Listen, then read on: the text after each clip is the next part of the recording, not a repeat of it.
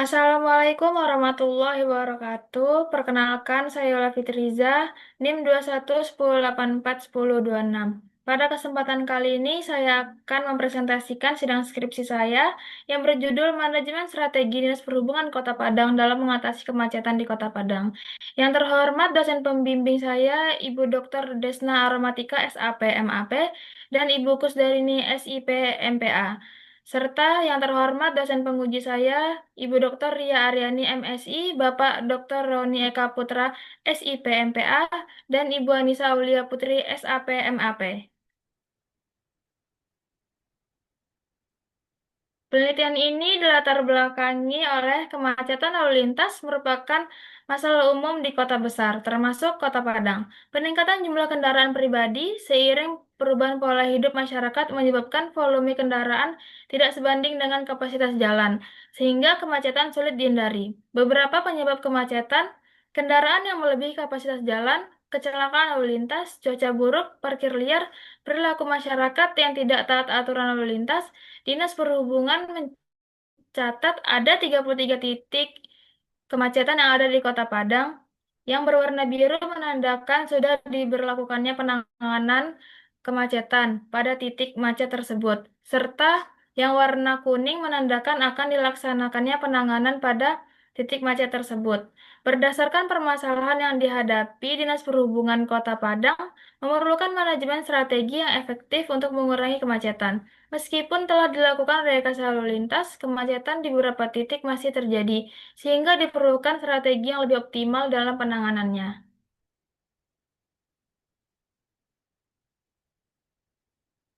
Fenomena yang pertama, kendaraan melebihi kapasitas jalan. Yang kedua, parkir liar. Yang ketiga, kurangnya kesadaran masyarakat terhadap aturan lalu lintas. Yang keempat, angkot sering ngetem di persimpangan. Lima, pedagang kaki lima yang berjualan di bahu jalan. Enam, penanganan macet berbeda-beda pada tiap titik macet. Yang terakhir, kurangnya pengawasan pasca diberlakukannya penanganan macet. Pada penelitian ini menggunakan teori dari David Henger dan Thomas L. Whelan dengan 4 variabel. Pertama, pengamatan lingkungan. Kedua, perumusan strategi. Ketiga, implementasi strategi. Dan yang terakhir, evaluasi dan pengendalian.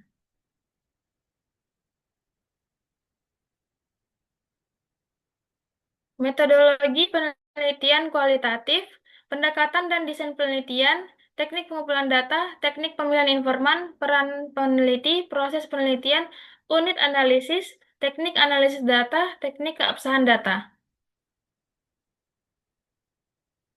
Lokasi penelitian, gambaran umum Kota Padang. Kota Padang adalah ibu kota Provinsi Sumatera Barat yang terletak di Pulau Sumatera.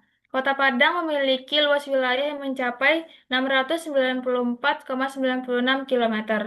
Dinas Perhubungan Kota Padang adalah lembaga pemerintah yang bertanggung jawab atas pengelolaan dan pengembangan sektor transportasi di Kota Padang sebagai bagian dari pemerintah daerah. Lembaga ini berkomitmen untuk menciptakan sistem transportasi yang aman, nyaman, dan efisien untuk mendukung mobilitas masyarakat serta pertumbuhan ekonomi daerah. Hasil dan pembahasan variabel pengamatan lingkungan eksternal dan internal. Berdasarkan analisis yang dilakukan peneliti terhadap variabel pengamatan lingkungan, maka dapat diidentifikasi faktor-faktor strategi yang menentukan keberlangsungan organisasi dan perhubungan Kota Padang. A. Kekuatan. Dinas Perhubungan Kota Padang memiliki struktur yang jelas dalam pembagian tupoksi masing-masing bidang, mempunyai budaya kerja yang disiplin dan berpedoman kepada pengaturan undang-undang, serta adanya reward dan punishment bagi pegawai, anggaran yang mencukupi untuk biaya pelayanan Dinas Perhubungan Kota Padang, dan terakhir, koordinasi yang baik dengan stakeholder seperti Satpol PP, Dinas PUPR, dan kepolisian dalam penanganan kemacetan. B. Kelemahan, masih terbatasnya sumber daya manusia Dinas Perhubungan Kota Padang dan dengan banyaknya tugas Dinas Perhubungan Kota Padang sehingga membutuhkan lebih banyak sumber daya manusia yang berkompeten. Masih banyak masyarakat yang tidak menaati aturan lalu lintas. C. Peluang, koordinasi dan kerjasama yang baik dengan stakeholder terkait dengan begitu akan mempermudah jalannya pekerjaan Dinas Perhubungan Kota Padang.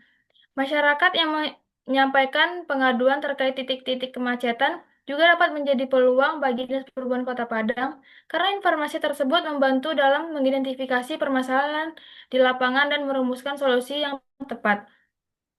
D. Tantangan masyarakat tidak taat aturan, banyak pengendara melanggar lampu lalu lintas, melawan arus, berhenti sembarangan sehingga mengganggu kelancaran lalu lintas.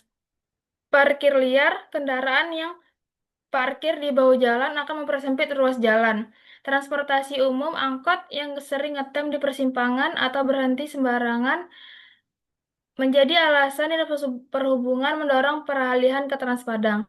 Terakhir, faktor cuaca saat hujan, banyak pengendara motor yang beralih ke mobil sehingga volume kendaraan meningkat, kapasitas jalan berkurang, dan kemacetan semakin parah. Variabel perumusan strategi, misi. Visi misi Wali Kota Padang 2019 sampai 2024 berkaitan dengan tupoksi Dinas Perhubungan Kota Padang, yaitu mewujudkan masyarakat Kota Padang yang madani, berbasis pendidikan, perdagangan, dan pariwisata unggul serta berdaya saing, serta melakukan manajemen rekayasa lalu lintas untuk mempermudah pergerakan orang dan barang. Program unggulan manajemen rekayasa lalu lintas pada periode kepemimpinan 2025 sampai 2039 memang tidak lagi tercantum sebagai program utama. Namun program manajemen rekayasa lalu lintas ini tetap berjalan oleh Dinas Perhubungan Kota Padang hingga saat ini sebagai bentuk komitmen dalam mengurangi macet, meningkatkan kelancaran arus lalu lintas, serta mendukung mobilitas masyarakat dan distribusi barang di Kota Padang. Tujuan Tujuan merupakan penjabaran dari visi dan misi sehingga keterkaitan antara berbagai tujuan menggambarkan kesatuan arah menuju perubahan dan perbaikan di masa depan. Tujuan Dinas Perhubungan Kota Padang yang pertama, terciptanya kondisi lalu lintas yang aman, tertib, dan lancar. Yang kedua, meningkatnya penggunaan angkutan umum. Program Dinas Perhubungan mencatat ada 4 program yang dilakukan dalam penanganan kemacetan. Yang pertama, penerapan sistem satu arah, penutupan simpang dan pembuatan U-turn. Yang ketiga, pembuatan median jalan atau pembatas jalan. Yang terakhir, pengadaan rambu lalu lintas. Anggaran untuk manajemen rekayasa lalu lintas berasal dari APBD. Berikut realisasi anggaran Dinas Perhubungan Kota Padang dalam kelancaran dan keselamatan lalu lintas. Anggaran untuk manajemen rekayasa lalu lintas tidak hanya berasal dari Dinas Perhubungan Kota Padang, ada beberapa anggaran yang berasal dari PUPR, yaitu pembangunan fisik seperti pembetonan median jalan, pembuatan U-turn. Berikut anggaran operasional dan pemeliharaan jalan oleh Dinas Perhubungan Kota Padang.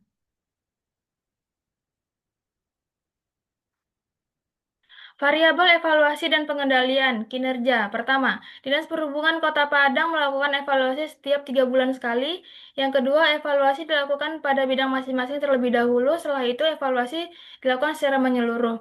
Yang ketiga, capaian kinerja Dinas Perhubungan Kota Padang 2024 sebagai berikut.